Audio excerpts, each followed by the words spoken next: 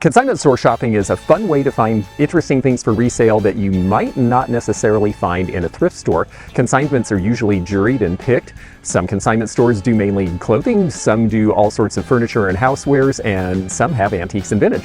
Okay, well, first off, there is a free sign. Secondly, the store says 50% off, and then 75% off certain things. Wow, this place is really big. I don't think I've ever seen this place before. Okay, there are a lot of clothes here, but it is not strictly clothes, so we're going to take a look and see if we can find vintage stuff that our collectors will think is cool. Zeno found a pretty good crackle glass ewer the last time he was in here, so it is possible. I could tell right away this was new from a distance, but you might see it with the label peeled off. There's made in China. Look how the bottom is finished. That's your big clue there. Also the fact that it's not old enough to really have any wear on the bottom. On the other hand, this piece may have some age. This is Italian. They have $8 on it, but it has a chip, so we're going to have to be careful for condition here, it looks like. Oh my, that seems like we got halfway done and stopped. Lots of prints and lots of clothes. Lots and lots of clothes. Ooh, some Daisy Dukes.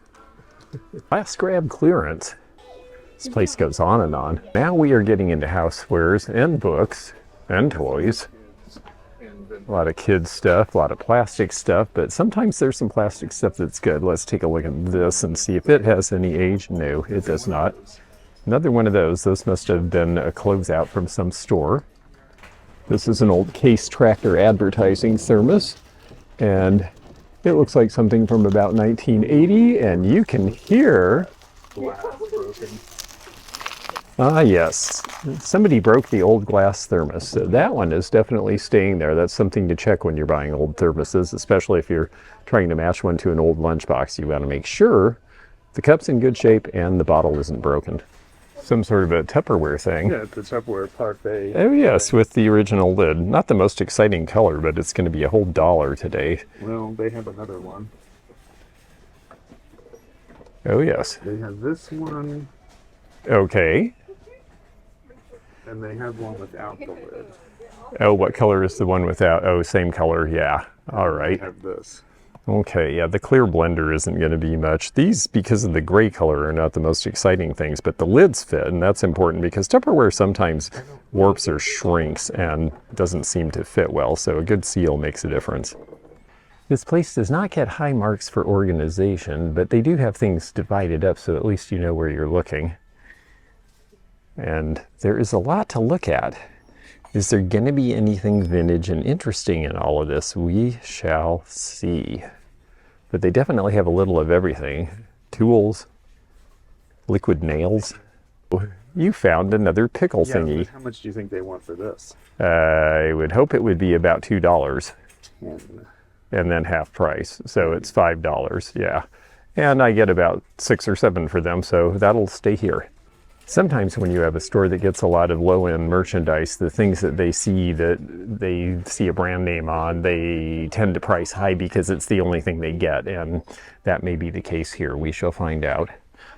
This is an odd little thing. It looks like it was a pepper mill, but there is no hole in it, so what is this? Oh, a finial of some sort. Nothing I need. Ah, now we're getting into the area where I think we have a better opportunity to find some stuff. You said that last time. Yeah, I might have been wrong, but we'll see. These have a little bit of age. They're Japanese, and you can see the mark on the bottom there, which is Jensen Imports, not one of the more prolific companies. There's a little bit of Yorktown, and this is an interesting thing. Made with Vandermint, imported from Holland, so I'm imagining maybe this was made in one of the Delft factories, but I'm going to take it apart and see. As an advertising piece, it's sort of interesting. Vandermint liqueur, and it's the Flying Dutchman, wow.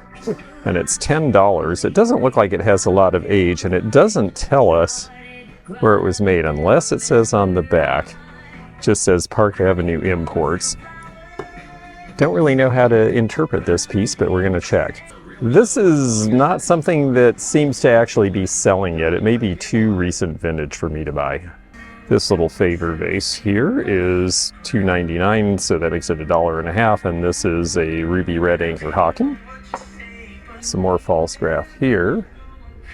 I'm not seeing a lot of other older dishware. Look, it's an ancient Grecian herb. Yes, it goes all the way back to 1975, I would guess. I have not really had a lot of luck with the Grecian stuff that I've tried to sell, though, of that era. Oh yes, the Chinese Tuscan village, yes.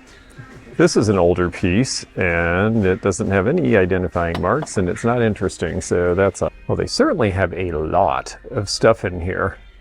I'm not seeing a lot of great vintage stuff yet, but we're going to keep trying. This looks like the shape of Imperial's Cape Cod pattern, but I don't recognize this impressed bottom, so I think someone is knocking it off.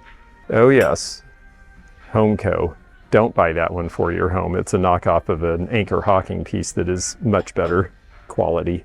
Yeah, this is an interesting concept. So yes, this particular snack tray set, and I believe this is another anchor hocking.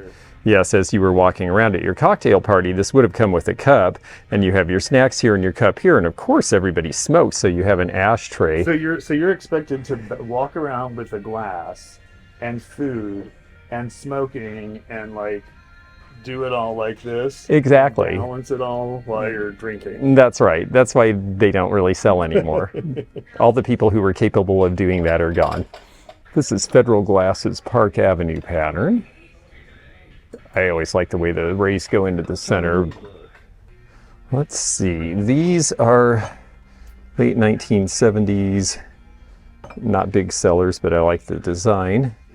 This appears to be from Franklin Bank. Also 70s. Oh.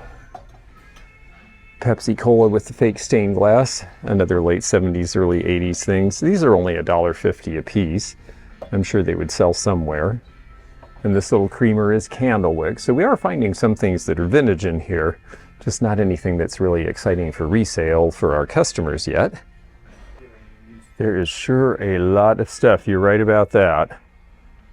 A lot of it is just stuff, but somewhere in here might be a match for something that we are looking for. Big old punch bowl sets there. We're kind of after the time of year when those sell. And furniture and lamps. And it does go on and on. You got to give it credit. They pack this place full. It's a giant metal building. And the front 3/4 of it is mainly clothing and housewares, but once you get back here, we might be in business. Now these are Bartlett Collins, and people actually do buy these, so if they're priced right, $1.75 a piece. I think they're Bartlett Collins. I know that they did these initially. I'm not sure they did these as thin as this though. Yeah, I think these are a new version of them, to be honest. First Stars and Stripes. Yeah, this one's wasted at the bottom, so you can see that it is a little older. This is from the bicentennial era. Tons of mugs. We know that some mugs are more collectible than others. These so far, again, we've got another false graph pattern there.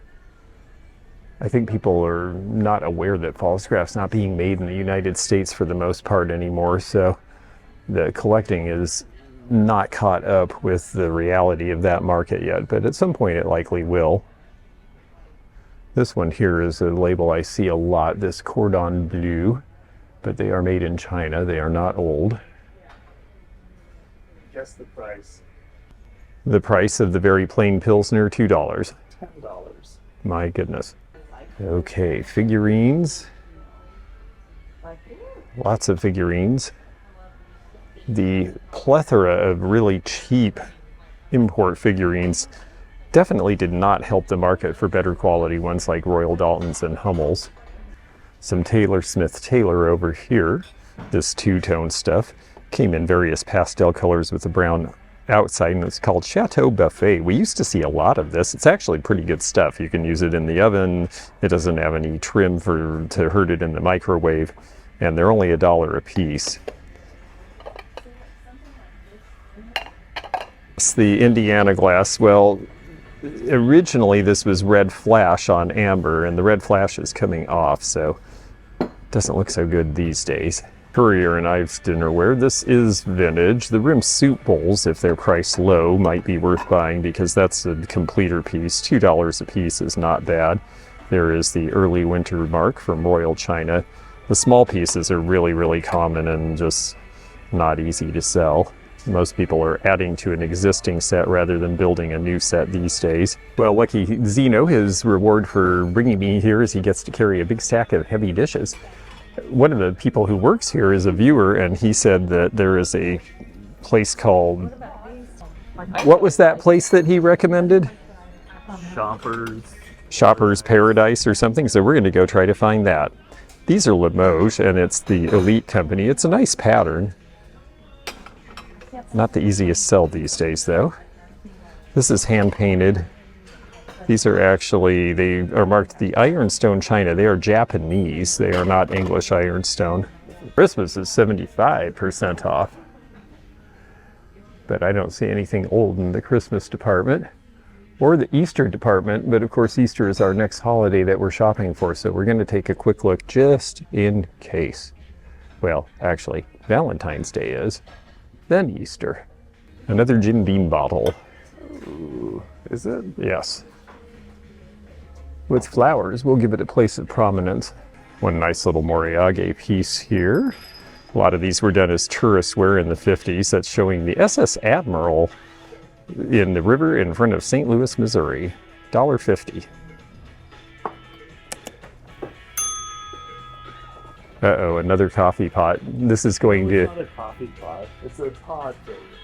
It's a pod thing, yes. I see one Afghan in here in Kentucky colors, blue and white. Oh, but it's a very small shawl for $1.50. There's a shoe department over there. There is a department for just about everything under the sun in this place. If I just needed regular old stuff to use around the house, this would be a place to get it cheap.